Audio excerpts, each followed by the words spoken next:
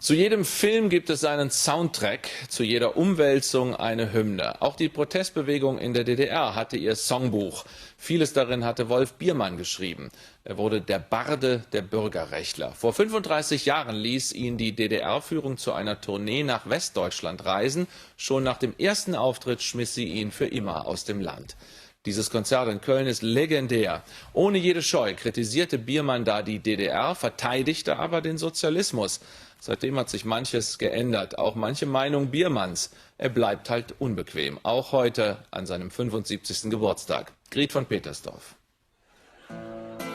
Es gibt Sätze von Wolf Biermann, die sind im deutschen Sprachschatz verewigt. Sätze, die so kraftvoll sind, dass sie immer gelten. Du lass dich nicht verhärten in dieser harten Zeit, die allzu hart sind, brechen, die allzu spitz sind, stechen und brechen ab sogleich. Und brechen ab sogleich. Ja, Wolf Biermann war Mutmacher, weil viele von uns saßen im Gefängnis und haben etwas gebraucht, wo sie sich dran festhalten. Und so ein Lied wie Du lass dich nicht verbittern in dieser bitteren Zeit, das haben wir gesungen in den Zellen der Gefängnisse. Die ganz frechen Lieder hatte er sogar gemieden in Köln 1976. Es half nichts. Der einst vom Westen in den Osten ging, wurde ausgewiesen. Eine Zäsur. Die einen resignierten, andere begehrten jetzt erst richtig auf. Da ist der öffentliche Protest namhafter Autoren, aber auch der heimliche Protest von so vielen Unbekannten.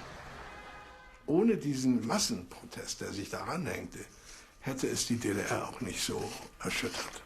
Das war die eigentliche Sensation. Das Leben von Roland Jahn wäre ohne Biermanns Ausbürgerung wohl anders verlaufen. Mein Protest war eigentlich bescheiden. Ich habe an der Universität im Seminar einfach kritische Fragen gestellt. Warum darf ein Liedermacher keine kritischen Lieder singen? Die Antwort war Rausschmiss von der Universität.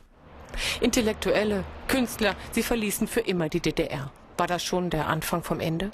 Jedenfalls, Wolf Biermann wetterte im Westen unverdrossen weiter, immer mit Gitarre.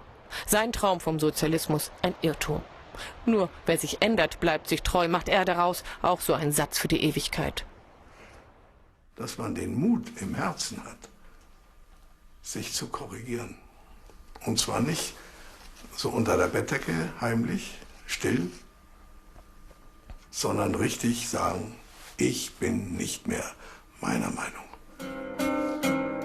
Ich möchte am liebsten